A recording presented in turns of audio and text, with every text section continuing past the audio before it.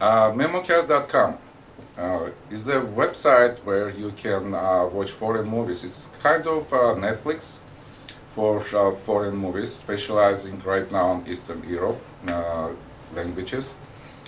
And you can also watch a foreign movie and enable English subtitles if you don't speak any of those languages but interested in other cultures.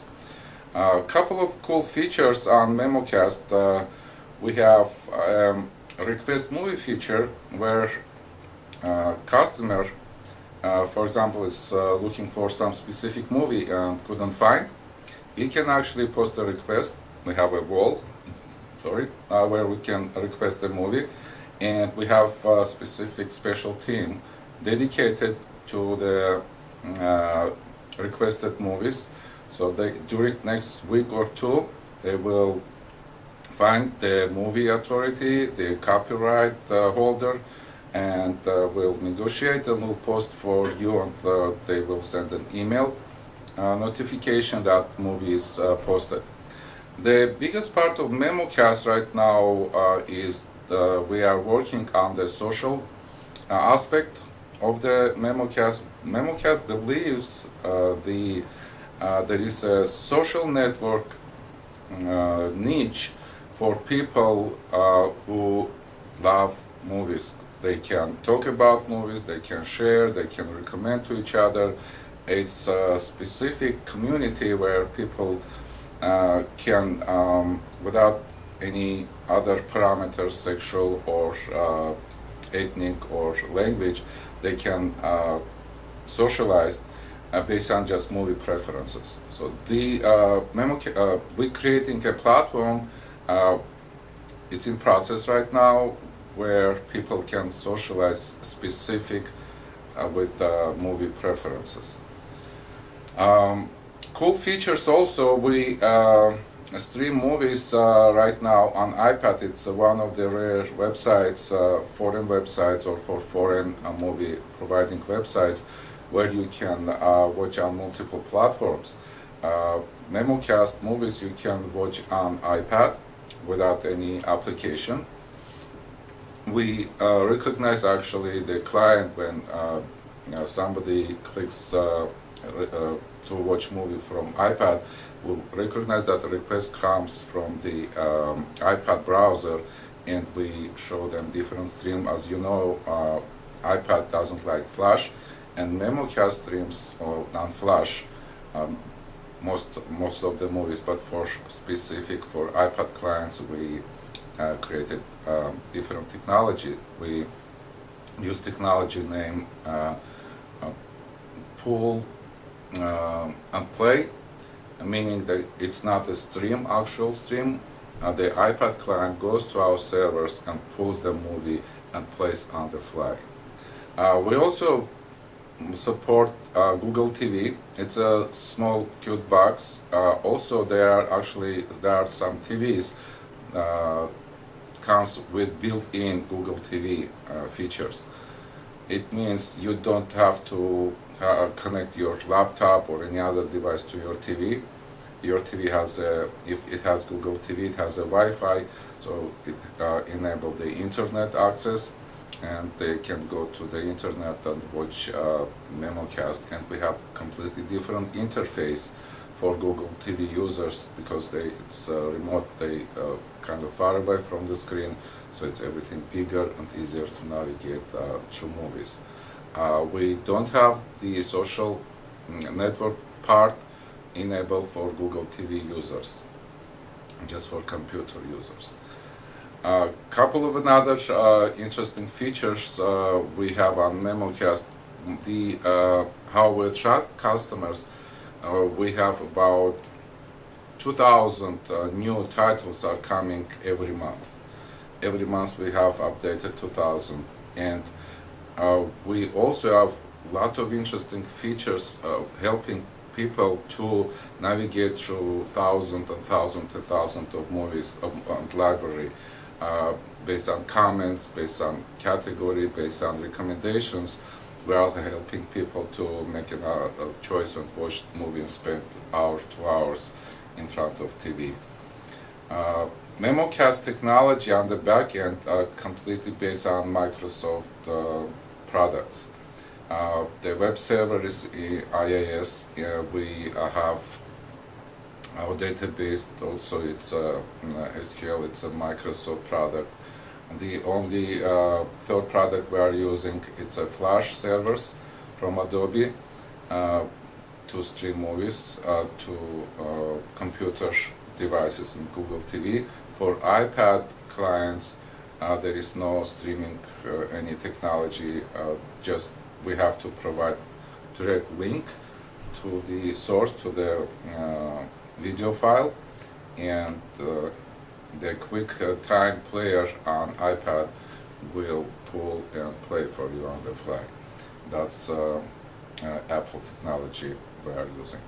All movies are compressed to MP4 format, and we are using H.264, most popular video codec these days.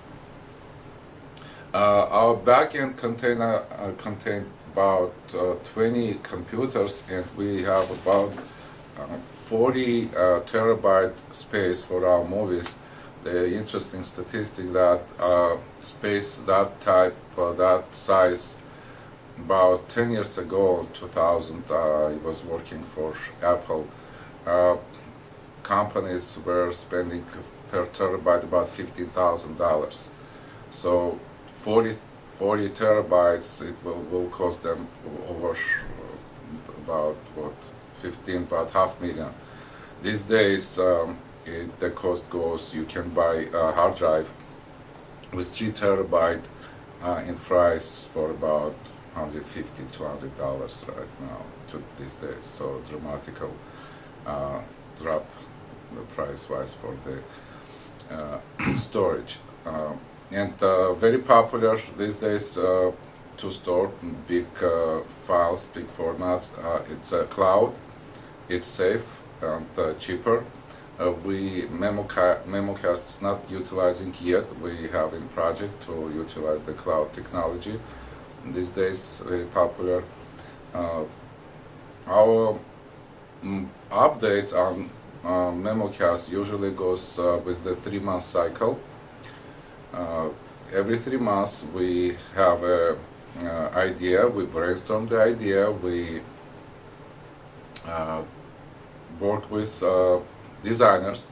They put together a mock-up, a design that we'd like to see for next feature.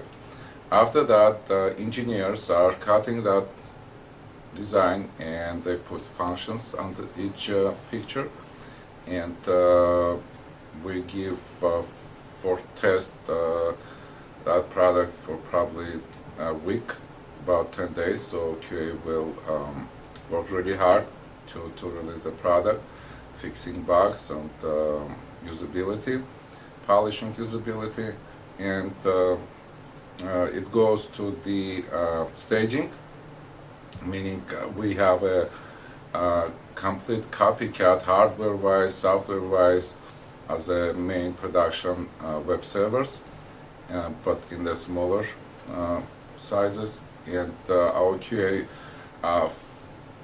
they do final testing on our staging environment, and they sign off the product. Product goes to public, and people can enjoy new features. So it's about every 3 months we have serious updates.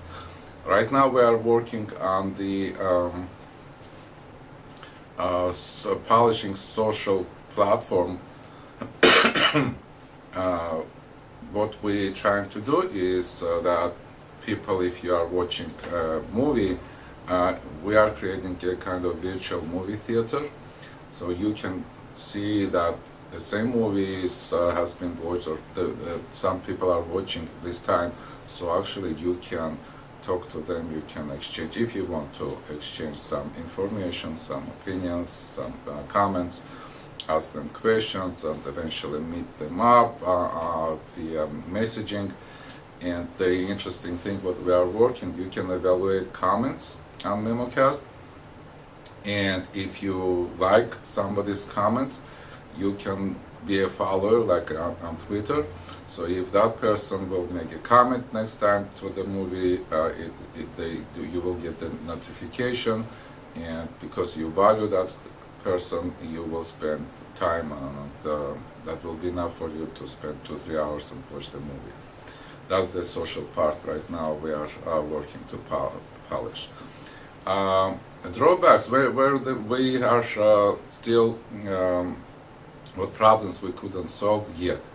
The stream is working on iPads only. The technology that we are using unfortunately doesn't apply to iPhones. That's the interesting part, that it's completely different operating systems, and the requirement is completely different from Apple. So we are not able yet to stream to iPhones, but we okay with iPads. In our plan is next, probably the beginning of next year, we planning to enable product for Android users. Modify Memocast is working, but it been watched by as a website. Nothing specific, so it's a little bit hard to navigate through the website on Android. So we are changing interface for our Android users. Again, the Android user will come to web server, we will recognize him, and we will show him different website.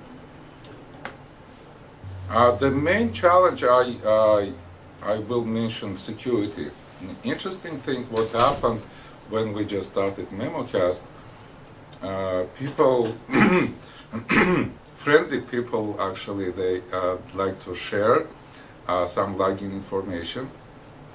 And after probably 8 months of being public, we detected that a lady shared her login information on some Russian forum, and 150 people were using same login information.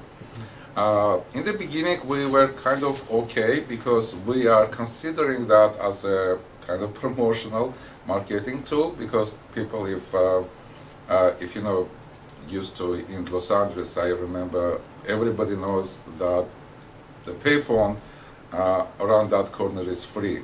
So word of mouth are working really fast, and so if there is a website free, or there are some login information you can use so for free, it actually by word of mouth goes really fast. It's kind of marketing tool.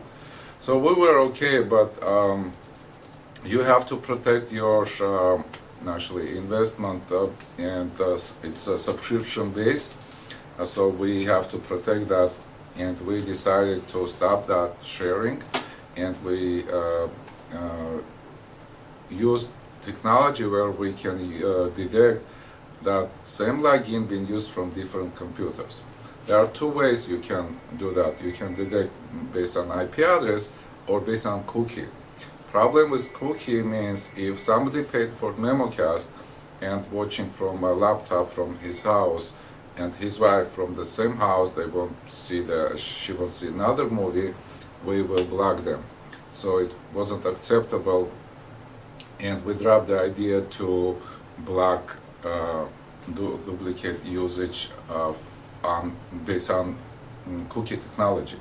So we use IP technology. It means if from two different IPs, same time,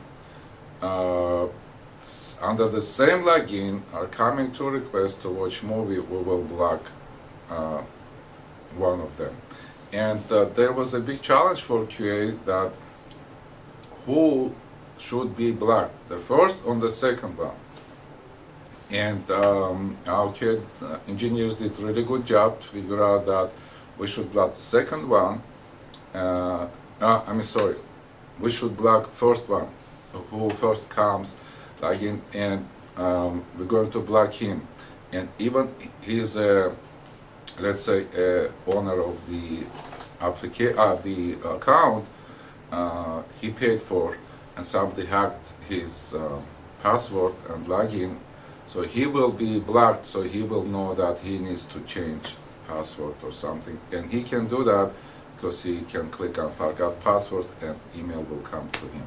So based on our QA, really good job, we figure out the model actually for security, and these days we are using, so people, if there is duplicate usage, they can watch 2 minutes. In 2 minutes the stream will be blocked. So it was a big achievement from our QA department. No browser compatibility issues? Because it's a Flash, we're using standard. The compatibility, we knew there will be a problem only with iPad and iPhone for a stream. The design-wise, if I recall, we have little bit design problems. What happened? Different browsers, they somehow cut the space where we use space we are using for the stream, for the player, and cut enough that there is no full screen button. So that was also a challenge to find out why some browsers are really squeezing space for the player. What are the typical complaints from the users? Typical complaints are, especially for Memocast, that actually will be a quality of stream or freezing. So movies freezing really often, and sometimes we can detect they have really good connection. Let's say it's a 5 megabit per second, and our movie is just 500 or 0.5 megabit per second. So 10 times our movie is slower than they have connection. It means they are something else, and our backend servers, they not overloaded that time. So we detected that the problem actually with the users was really bad video cards. What happened with Flash? Flash technology uses a lot of video card resources to uncompress movie on the fly and show you. So if the video card, the user's video card is really has limited resources, movie starts freezing. Luckily, there is a feature on the player. If you do right-click on Flash player settings, it says enable hardware acceleration. If you uncheck that button, it means you are telling your computer that when Flash comes and you have to uncompress, don't use video card resources, use the computer resources, CPU resources. And that help really do the streaming without any freezing. So that feature also, that solution actually founded by our QA team.